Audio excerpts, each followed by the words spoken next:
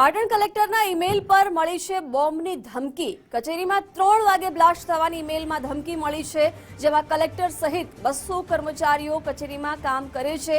ધમકી મળતા તમામને જ બહાર કાઢીને તપાસ કરવામાં આવી હતી। આઈઈડીના ઈમેલ આઈડી પરથી ધમકી મળી હોવાની શંકા છે તેવું કલેક્ટરે જણાવ્યું। ધમકીને પગલે પોલીસનો સ્ટાફ છે દોડતો થયો હતો। બોમ્બ ડિસ્પોઝલ સ્ક્વોડને બોલાવી અને તપાસ કરવામાં આવી હતી।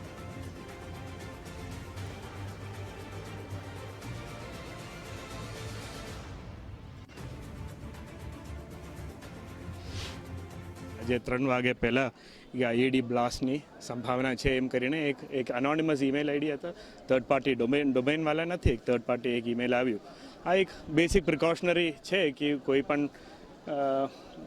એક એસઓપી તરીકે બધાને ક્લિયર કર્યું છે।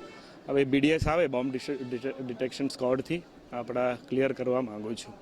આ બેસિક એક પ્રિકોશનરી મેસરથી એસઓપી, કોઈ ગભરાની વાત નથી, કોઈ આઈડેન્ટિફાઈ નથી કર્યું છે આઈઈડી બાબતે।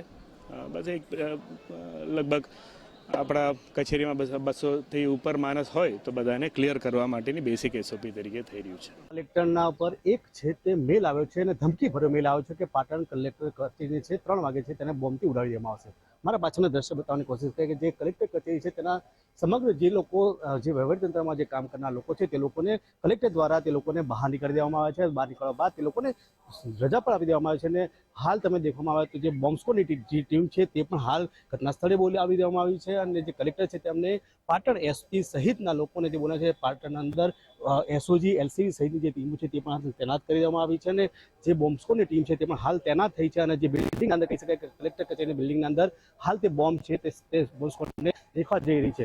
વાત કરવામાં આવે કે જે બોમ્બ સ્ક્વોડની ટીમ હાલ સદંતર તૈયાર થઈ ગઈ છે અને તૈયાર થયા બાદ હાલ તે બિલ્ડિંગના અંદર હાલ પ્રવેશ કરી રહી છે। પ્રવેશ કર્યા બાદ જ માલુમ પડશે કે બોમ્બ સ્ક્વોડ જે આવી છે બોમ્બના અંદર બોમ્બ છે કે નથી, કે બોમ્બ થયા બાદ શું વાત છે। પરંતુ હાલ તો એસપી સહિતના જે લોકો છે હાલ તો તે લોકો જે ટીમ છે જે ટીમને હાલ તો અંદર મોકલ્યા બાદ જ માલુમ પડશે કે હાલ બોમ્બ છે કે કેમ। પરંતુ હાલ તો કલેક્ટર કચેરીના અંદર ભયનો માહોલ જોવા મળી રહ્યો છે।